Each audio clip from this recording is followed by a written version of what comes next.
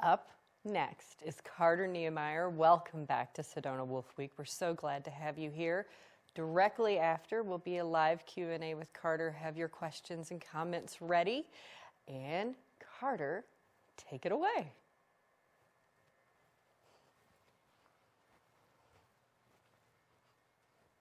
Good afternoon, everyone. My name is Carter Niemeyer, and I'm honored and privileged to be a part of this Wolf Conference.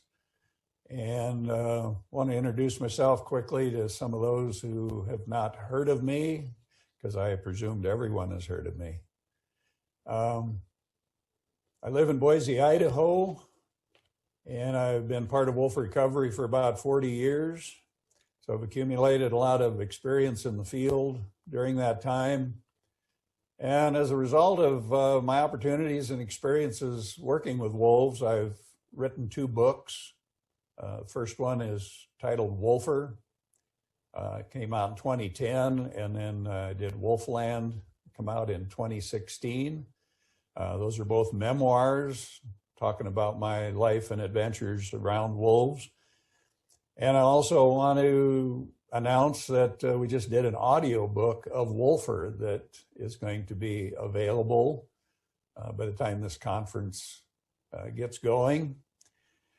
And I'm working on a 3rd book idea. This 3rd book is going to be a story about a dispersing wolf. So I'm excited to do those projects and share my information with all of you. With that introduction, I wanted to talk a little bit about my career and involvement with wolves and let people know that I was a member of the wolf recovery team that went to Canada back in 1995 and 1996. It's got a whole new generation of people now probably don't even know this happened. So I'm hoping you become aware and do some research and reading about what happened 25, 26 years ago. So as a member of the recovery team, I went to Canada and was part of the helicopter capture team that caught 66 gray wolves over that 2-year period. And we put them in kennels up there and then eventually shipped them down on aircraft, cargo plane. And of those 66 wolves, 35 went to Idaho, 31 went to Yellowstone National Park. And as a result of that introduction and reintroduction of wolves into Montana and Idaho, Yellowstone, I guess more in Wyoming, I would say, the wolf population expanded rapidly. They bred in captivity even before some were released from pens in the park. And so today we have roughly 2,000 wolves, mostly centered in Montana, Idaho, and Wyoming. Some of those wolves, of course, came in by recolonization from Canada on their own up in northwest Montana. So from these sources of wolves, we have what I would say right now is a viable, sustainable wolf population. If things keep going in the direction they're going. Optimistically, when we can look at this as wolves are several hundred miles further south than they were 25 years ago. So we've extended their range as far south as Wyoming, and we even have a few that are moving out of Montana, Idaho, and Wyoming into surrounding states. So the population continues to expand. And I think should emphasize the good news about wolves is that being sustainable, they're prolific, they're resilient, and they're very capable, if humans don't kill them, to maintain their numbers and do well. Currently, I don't want people to panic and worry that wolves are not doing well, because they are. But I think what I want to talk about today is some of the challenges that wolves are going to currently face and are facing today, because For those of you who visit Yellowstone, you see the wolf packs in that park, and there's no predator control going on inside the park, and there's no hunting or trapping. So the population in Yellowstone, currently about 100 wolves, are visible and not subject to the pressures going on outside the park. So I decided kind of today to entitle my presentation, Wolves Outside the Park, and talk about what those populations are dealing with compared to Yellowstone. The wolf populations outside of Yellowstone have been facing some big changes since the reintroduction 25 years ago. And I want to emphasize that the U.S. Fish and Wildlife Service is pretty much out of the picture now. They were the agency who handled the reintroduction and wrote the environmental impact statement to get that project done. I would say today the U.S. Fish and Wildlife Service have put wolves in their rearview mirror, so to speak. I think the federal agency wants out of wolf management as soon as possible. And for the most part, wolves have been delisted in Idaho, Montana, and Wyoming. They've also been delisted in the eastern thirds of Oregon and Washington, and a small corner of Utah. The rest of the areas are still under federal protection, and I'm talking about the Pacific Northwest right now, and I'm not going to address the Midwest or Great Lakes area. A change that concerns everyone currently is the proposal to federally delist wolves throughout the nation. And with that potential delisting comes all kinds of additional management problems and threats to wolves, because currently they are under state management and managed, regulated, and under the policies of states like Idaho, Wyoming, and Montana. And for all practical purposes, in Washington and Oregon, parts of California, the states are in charge of the day-to-day activities, even in areas where they're federally listed.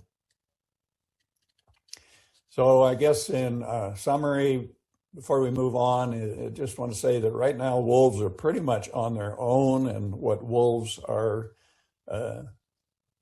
doing successfully is by their innate instincts to survive. Because as we get into my presentation today, we're going to talk about all the threats from humans, because wolves have a lot of friends, they have a lot of advocates, but they also have a lot of people who aren't really thrilled with the whole idea of having this native species back on the landscape.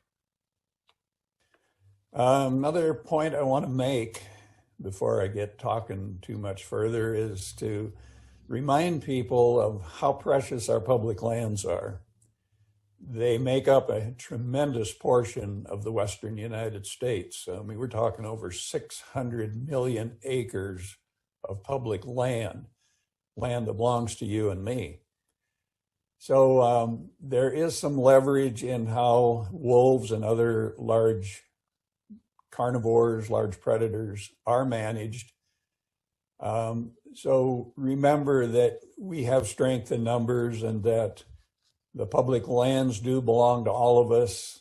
And the majority of Americans do not hunt, fish, and trap. So if you decide after hearing what I have to say today that you want to get more involved and do more advocacy, certainly there's a lot of leverage with all of the public lands that are involved. And just for example, in the state I live in Idaho, 66% of the state of Idaho is public land, which is a tremendous amount of real estate. And from all my years in the field, I can tell you that the public lands are why we have these vast open spaces and these habitats that hold wildlife in tremendous numbers. and that it's such a national treasure to have these public lands, to be home to these big game herds like deer, elk, moose. We call them ungulates out here. And as long as these big game numbers thrive on these public lands, they're a food source and the prey for predators. And together, these ecosystems can function very well as long as we keep them intact. There's a lot of efforts going on within different states to transfer public lands over to state management. I personally think that would be a disaster. I want to see federal lands managed by the federal government and protected by the federal government.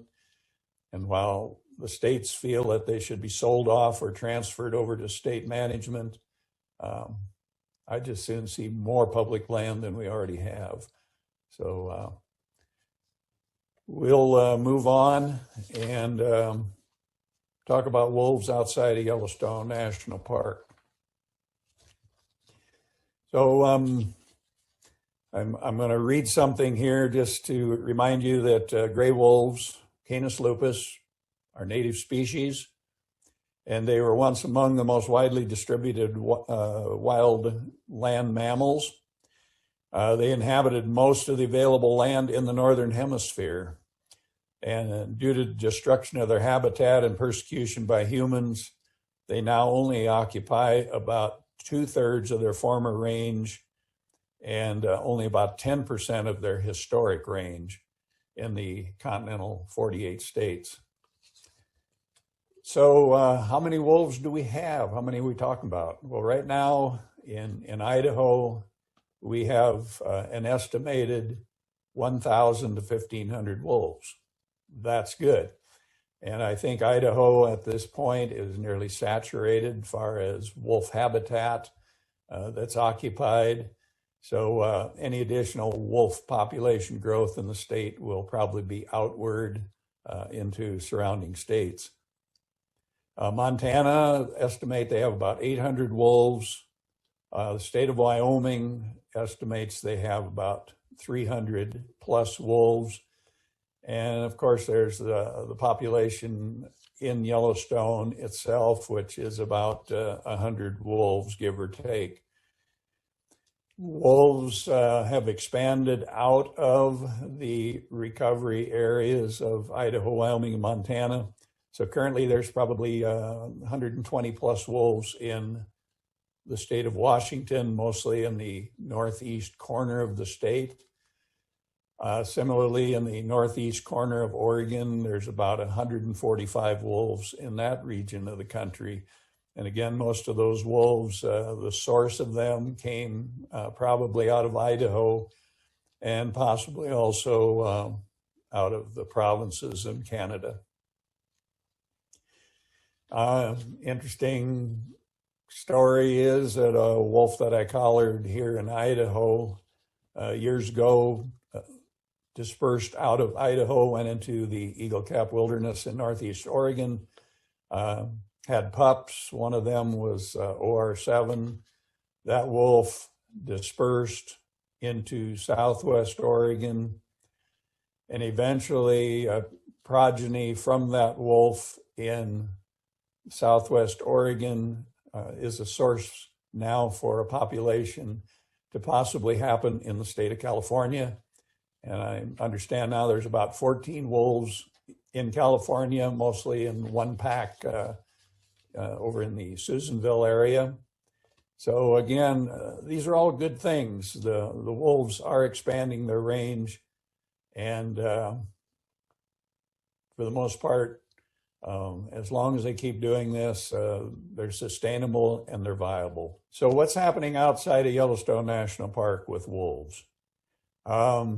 The states of Idaho, Wyoming, and Montana, I will say from my early work with wolf recovery, we're not happy with the idea of having wolves back. And I remind people they're a native species, so they belong here. They're part of this country. and now they're back. The individual states were opposed to wolf reintroduction because of current concern for predation on domestic livestock, and they're worried about the impact on resident deer, elk, and moose populations. They were worried about pets. They were worried about risks to human health and safety. So because of that resistance to wolves, sometimes I suggest that states maybe are managing wolves with a little touch of retribution to pay back the federal government for the introduction that happened against the will of the states. So let's talk about what's going on in some of the states. State of Wyoming, again, has a little over 300 wolves, they estimate. All of the states have to maintain at least 150 to 160 wolves at minimum, in a minimum of 10 to 15 breeding pairs and packs. If the numbers drop below that, wolves could be petitioned for relisting, and the states would not want the federal government involved again. So the state of Wyoming has to probably manage wolves the most carefully of the three states.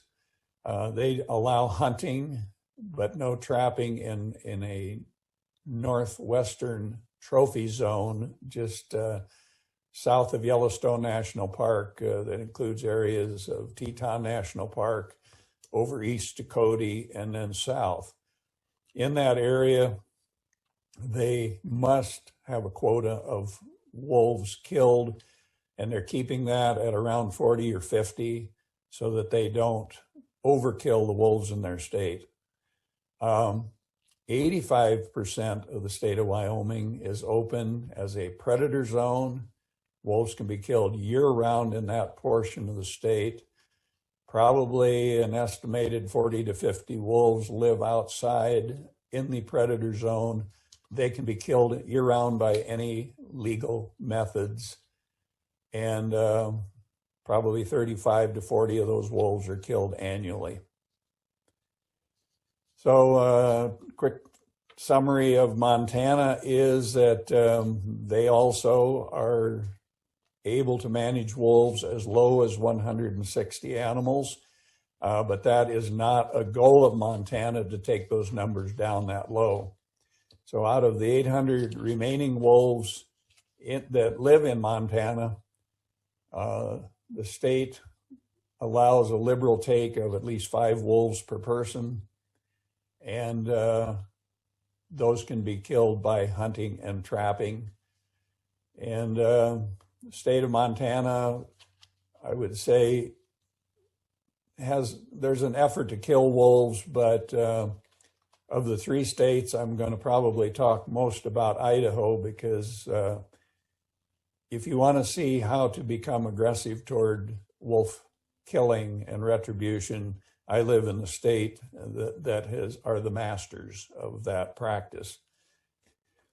So talking a little bit about the state of Idaho and how wolves are managed, I first want to emphasize that the governor, the legislature, and even the Fish and Game Commission in the state of Idaho are doing their level best to keep the pressure on wolves and kill as many as possible. So how is that happening? Well, first of all, the legislature in Idaho is providing up to $400,000 annually to a state wolf predator control board. That bill each year is signed off on by our governor, and that $400,000 is available to the federal wildlife control agency called Wildlife Services. It makes their work easier because in recent years, federal funding has been cut to kill predators. So the state of Idaho is providing $400,000 to Wildlife Services to use for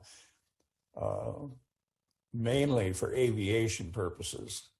Killing wolves in the West is attained most easily using fixed-wing aircraft and helicopters. The state of Idaho wants Wildlife Services to be able to respond to the need to kill wolves by providing adequate fundings to do that. In Idaho, we're at a point right now where Wildlife Services generally have free rein to do whatever they feel necessary. So when we're talking about livestock damage and Wildlife Services being the hired gun of the livestock industry, so to speak, they're able to react to livestock damage reports and do unlimited removals of an entire wolf pack, for example. And now they can and do kill wolf pups, both at the den site and the rendezvous sites. And as wolves become larger targets and are running with the adults, packs can be incrementally removed or entirely removed, whatever Wildlife Services decides to do. Some interesting statistics talking about Idaho for my example again, since I live here and know the most about Idaho. In the last year, going from August of 2019 until midsummer of 2020, we've killed 570 wolves in that 1 year span. Since January 1st of 2020, we've already killed 256 wolves in the state of Idaho, and we're just beginning to look at the hunting seasons opening and trapping seasons beginning as early as August now in the state of Idaho, when pups may only weigh 35, 40 pounds, when pups are living with their parents at rendezvous sites. And again, in Idaho, we have a generous hunting and trapping season where an individual person can buy in excess of 20 tags per person to hunt and trap wolves. So one individual in the state of Idaho can be a resident or non-resident, could kill in excess of 22 wolves per person per year, or through a season cycle. Not many people can do that, but nonetheless, the opportunity is provided if a person wants to partake in that killing. So how is that achieved? Well, you can buy the hunting and trapping licenses that are required to make you legal. But there's other initiatives going on in the state of Idaho, which the best example of, and I hate to even mention their name, but the Foundation for Wildlife Management is a nonprofit set up by mainly trappers. And the title of their organization, Foundation for Wildlife Management, is kind of a play on words. It may be a foundation, but it has absolutely nothing to do with wildlife management and has no professional connections other than the fact you have a group of hunters and trappers that have decided that wolves need to be controlled severely because there's the feeling that wolves are wiping out the deer and elk and moose in the state of Idaho, which is nothing further from the truth. In fact, talking about Idaho and including Montana and Wyoming, those states are at or equal to or above management objectives for elk in these states. So on the contrary, looking at wolf populations today, a couple thousand wolves in the Northern Rockies region, 26 years later, elk have prospered. They've maintained their numbers, and in many areas of these states, the numbers have grown, not declined.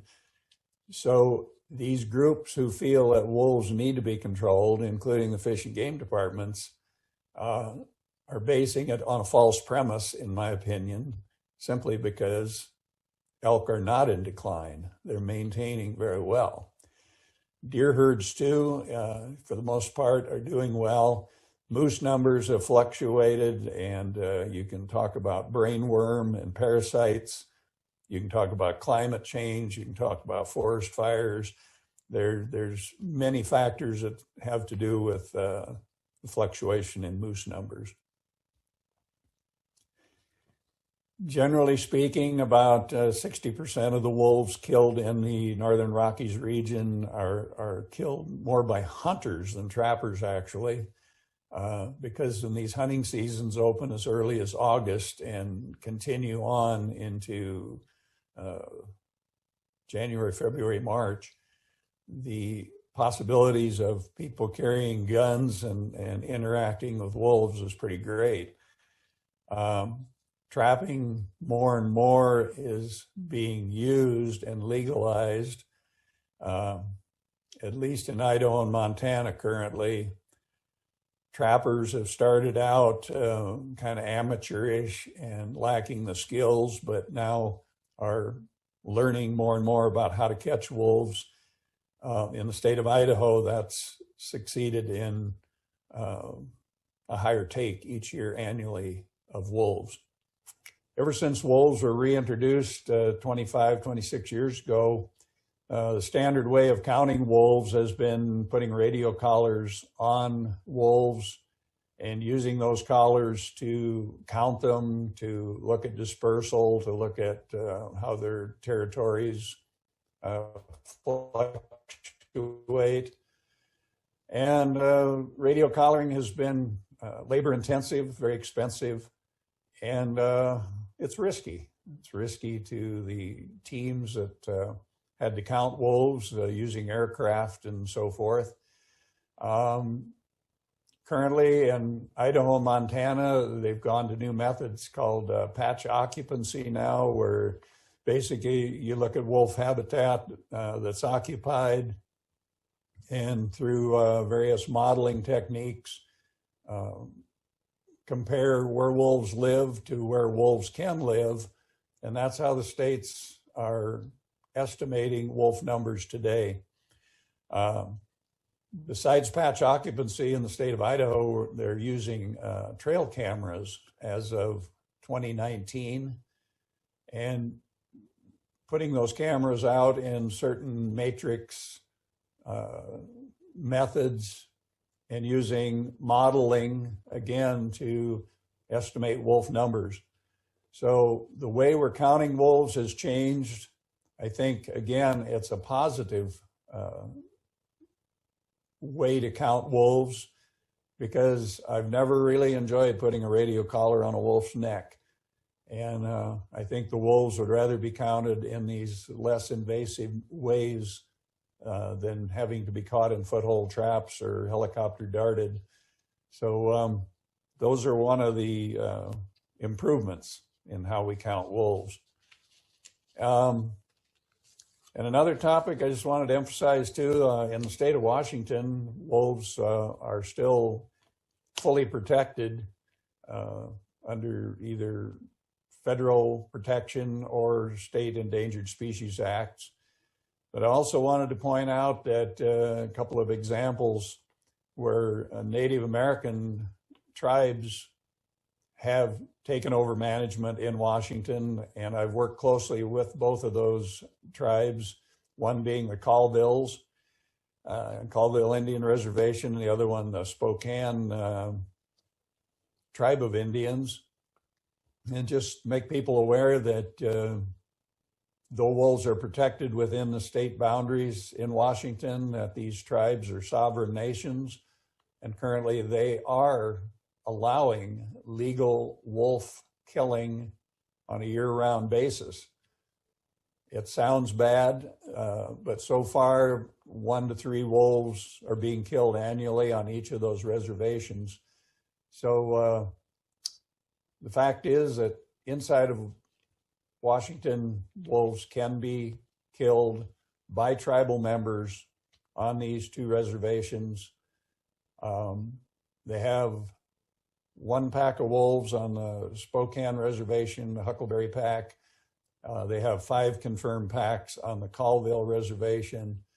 And even though they're allowing this opportunity to kill wolves year-round, these packs are maintaining themselves.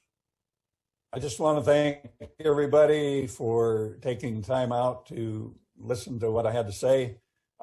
Remain optimistic. Be aware that wolves are doing well.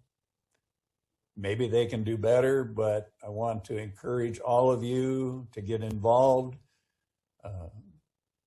There's power in numbers, so find an organization or group or coalition, whatever you want to call them, that you can join. Make yourself available, make yourself one of those that's standing up for wolves and being counted, and get out there and do the best you can. And I wish you all a wonderful day. With that, I do have a couple questions for you. One of them being, I believe you posted this once, isn't it true that Idaho spends more to kill a wolf than it does to educate a child? Yeah, by Idaho's admission to their state wolf control board and politicians in charge of managing wolves in the state, that by their own admission, they have spent about $8,000 per wolf to kill them in the state. And the cost to educate a child is closer to $6,000 per child. So the emphasis in Idaho has been to spend more money to kill wolves than to educate children. Or helping to bring wolves to Idaho? Well, I've always supported wolf recovery, and I've always spoken positively of wolf reintroduction because I think it was the only way we were ever going to get wolves back into the Pacific Northwest. What disappoints me most is this transfer of management authority from the U.S. Fish and Wildlife Service over to the individual states. I know that the states were always resistant to wolf recovery efforts. Always said that if they come back, let them come back on their own, which was not happening. So with federal reintroduction, the states definitely retain those hard feelings that the federal government intervened and overrode state rights, private property rights. So I guess I am shocked that the states are showing such retribution management toward wolves.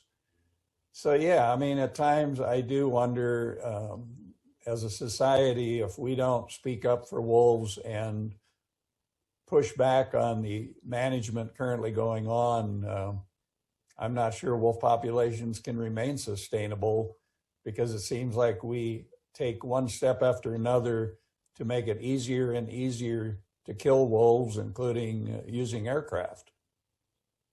Yeah, agreed. And then I know for a lot of people, when they think about the proposition that's in front of Colorado voters very soon, you know, there is some concerns from people saying, are we just setting wolves up to be killed for failure? And then there's obviously other groups that saying, well, you know, expanding their recovery area is a good thing. Do you have any thoughts on that proposition that's coming up soon for voters? Well, again, I just want to remind people that, you know, farming, ranching, hunting, trapping, those are all minority groups by U.S. standards. So there's a huge voice out there to speak up in behalf of wolves, but have no illusions that whether wolves recover in Idaho, Montana, Wyoming, or they're potentially going to be reintroduced into Colorado, wolf killing will continue liberally because that is the way that currently the powers that be manage large predators. They get in trouble, you kill them. So there's not going to be a state, in my opinion, that says, well, we're not going to do it that way. We're not going to let, the political powers that be kill wolves. Don't kid yourself. It will happen in Colorado the same way. So if you don't like the way the game is being played, we can change the playing field and we can change the rules. But right now, wolves will liberally die for their transgressions in a human-dominated society. It's just the way we do things. Yes, yes. I remember one time you and I were talking, and this is a nice segue into that, and you mentioned several pieces of legislation like the Taylor Grazing Act, right, to take a look at. And then you also talked about wildlife services in your presentation. When you look at those situations, how is it even possible to begin to turn the tide on that? Our public land issues that you brought up. When I read like Christopher Ketchum's book, This Land, it's mind-boggling what's going on, and it feels overwhelming to change. I mean, well, I've looked at over my nearly 40-year career working with wolves and around wolves and wolf politics. I'm running out of answers myself, because the archaic laws that we operate under, the Taylor Grazing Act, Animal Damage Control Act of 1931, the Mining Act 1872, somehow we're locked into these archaic laws. We can't seem to get them updated, and Congress makes every effort not to allow change in this country. So it's going to take thinking outside the box. It's going to take some creative minds, and it's going to take people, having some skin in the game, so to speak. People are going to have to pay up to find a seat at the table where decisions are made. So we have those challenges, and I keep hoping for younger creative minds, because most of us are weary and tired from fighting these battles. But I don't have any easy answers other than people have to get involved, and sitting at home and commenting on Facebook and making passive comments, that doesn't affect anything. But I can tell you that groups who are affected by wolves or feel they are, like farmers, ranchers, hunters, trappers, sportsmen, they go to the meetings. They do speak up, even in their minority numbers. When there's a wolf meeting, people show up by the hundreds. Wolf advocates have to do the same thing. Could not agree with you more. Absolutely. Well, I wanted to remind people, if you buy my books, the OR7 story is in Wolfland, and spells out what happened on that situation, and how wolves in Idaho were the seed stock for wolves in California today. Absolutely.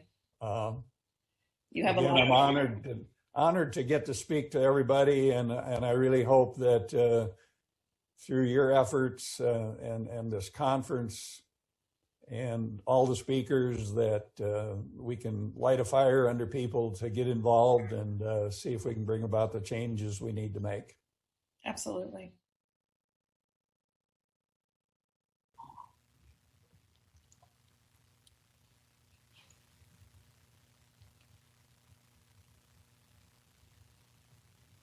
Hey, Carter, how are you? Doing fine. How are you? Good, I'm good. And we have with us today another wonderful Apex Protection volunteer helping us out with interpretation of your presentation in the Q&A. So welcome. And you have a lot of comments and questions. Are you ready to dive into some tough issues? Yeah, we'll give it our best shot. Absolutely. So one of the first ones was, how do you explain that Idaho's wolf numbers have expanded more than in Montana and Wyoming to reach up to 1,500 wolves in Idaho compared to Montana's 800 and Wyoming's 350? So that was a mouthful. All right. Well, I guess we have to assume, first of all, that the agencies are counting the wolves accurately, and that's all I can say. It depends how the states are counting wolves. Idaho, for the most part, has always estimated their wolf numbers based on radio collaring, putting individual collars in packs, and then going out and trying to do pup counts and estimate breeding pairs and so forth. Most recently, last year, they went to the camera matrix, where they put out approximately 800 cameras in Idaho. And using that method of estimating wolves, essentially we jumped from 1,000 wolves to 1,500 based on the new counting method. I'm not sure if Montana is doing that yet or not, or if Wyoming is using that. So the other thing I can say is Idaho has an awful lot of remote country, and I imagine part of this has to do with the amount of public lands that are available and how isolated they are compared to other states.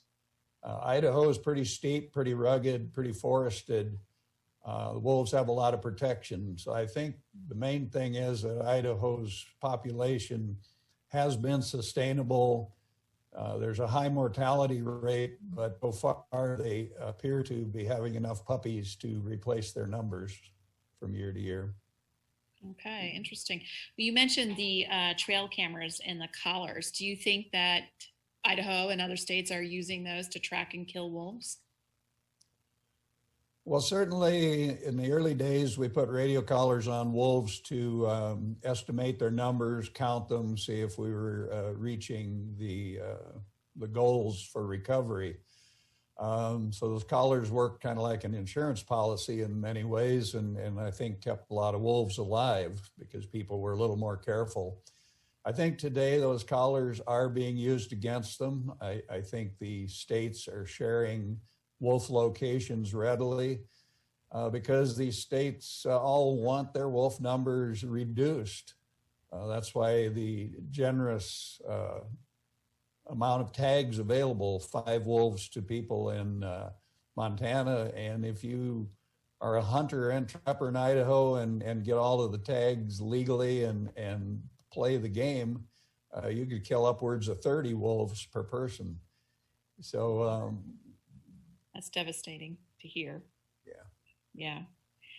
In terms of the tribes that you talked about, one person would like to know what's contributing to those tribes keeping down the wolf kills?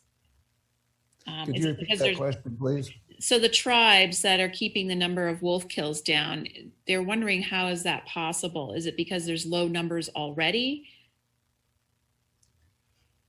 Well, the tribe in Idaho that comes to mind is the Nez Perce tribe, and I don't think there's ever been a real effort on the Nez Perce reservation to kill wolves. They've always been generally wolf friendly, and I've never seen any propaganda or encouragement of people to kill wolves.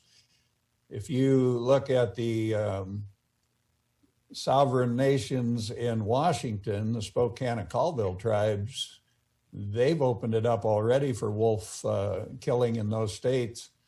But a lot of tribal members, I don't think, have the skills to kill wolves or the resources to go after them.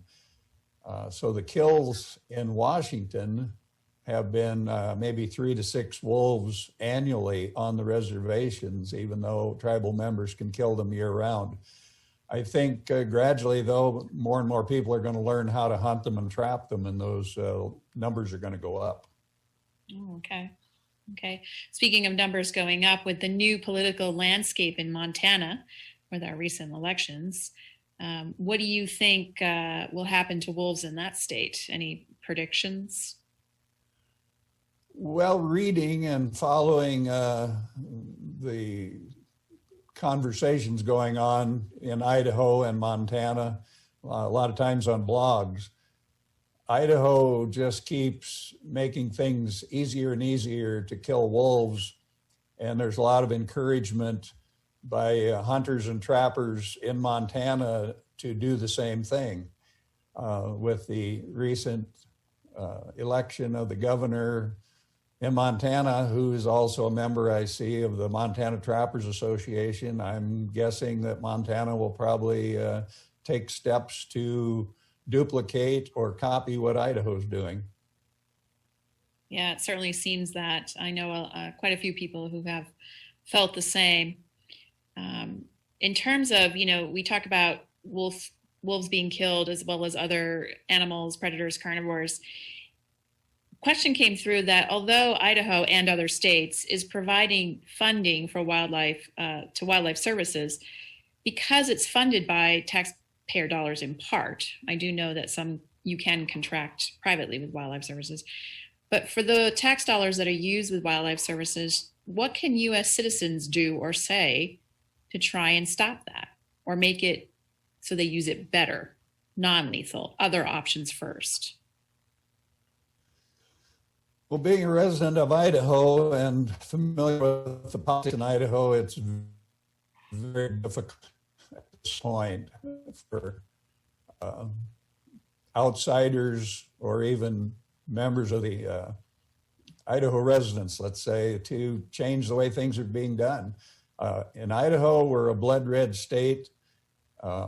Republicans dominate, and all the politicians so far are not wolf friendly whatsoever. So it's going to involve a lot of people speaking up and getting more involved, and I think thinking outside the box and just how to change conditions. Absolutely. There's another question. This is actually one I've often had because it seems low to me, but why were such low numbers, for the minimum amount of wolves that the state would allow? Why are they so low? And that could be a perception on our part as wolf advocates, but it does feel like, why are such low minimum numbers were ever agreed to when it came to recovery? Well, I think it still goes back to the resistance by the states in the first place, that they didn't really want wolf reintroduction to occur.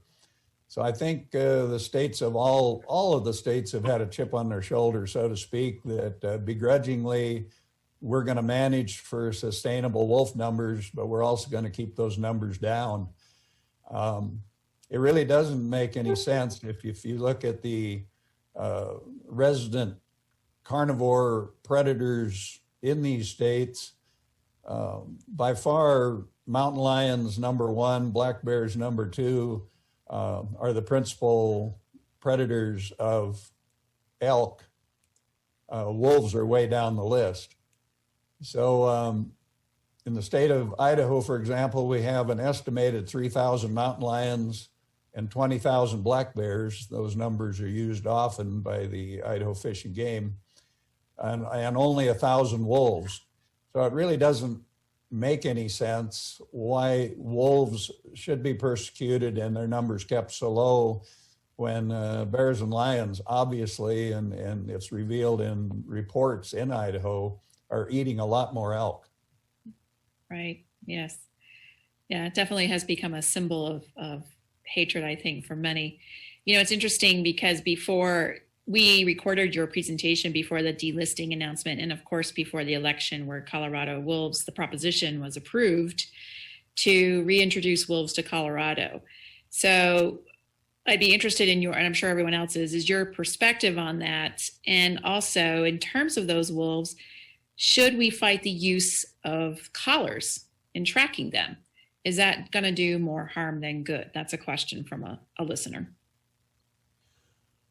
Well, I think essentially to get started in Colorado, radio collaring is going to be a necessity. It's just important to get collars in wolf packs so you have some idea of what's going on.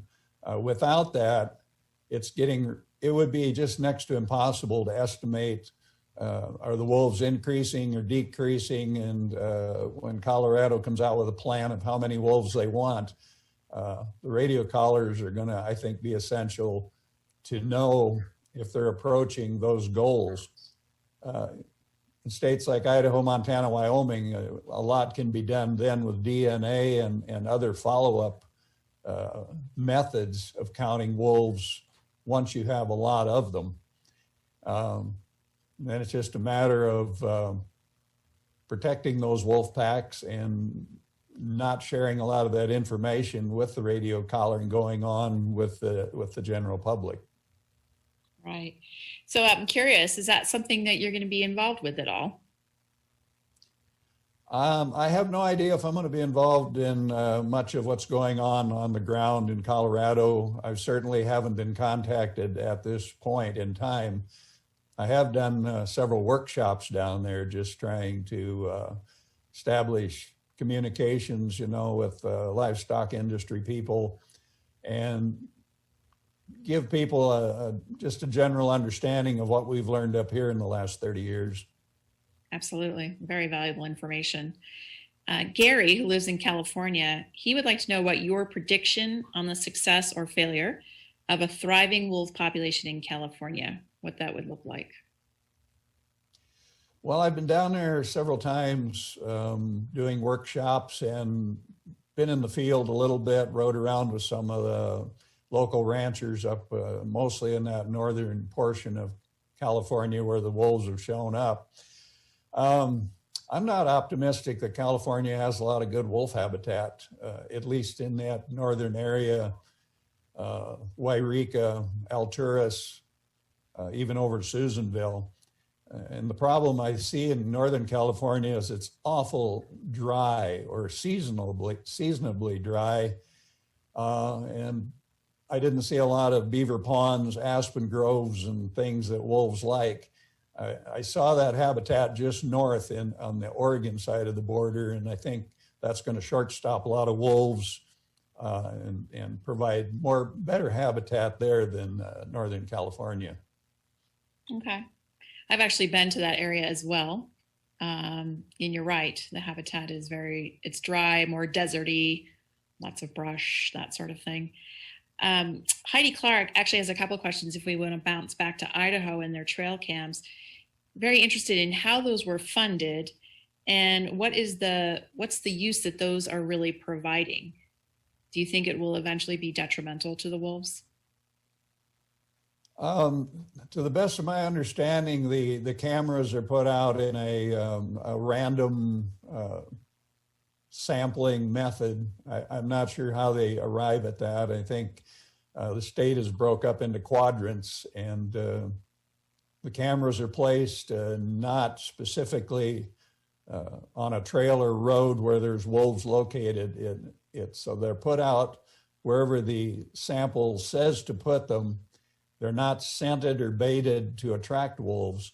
So I guess it's just cameras sitting out over time in a certain square footage area and measures the wild critters that go by. Specifically, they're looking for wolves, but they get other species too. And they expand what those cameras show and come up with a wolf count. Scientists I've talked to say they think it works, but I don't know yet. I don't fully understand how it works. The cameras were funded through the Fish and Game Agency. I think they put a lot of money into them. They're high quality cameras, expensive, and top of the line for this kind of work. Wow, that is pretty interesting. We are starting to run out of time and we have a few minutes left, and someone wrote about how they were attending a conference or meeting about wolves, and a grandmother held up a picture of her grandchild saying she didn't want wolves because she was afraid that they would come and rip this child from the bus stop. That same, that urban legend that, I find here personally very interesting, because we have a rancher here in Arizona who was actually in that film, but has no problem taking lots of grant money for non-lethal methods here in Arizona. But the point is a good one. If we're here at Wolf Week and we're educating and we're talking about what's really going on with wolves, how are we ever going to reach that grandmother, right? They're not attending Wolf Week conferences. They're watching TV and listening to myths. How will we ever reach those people? That's a really good question. And I'm convinced, whether you're talking about wolves or just talking about United States politics today, that most people have their minds made up. Most people believe what they want to believe.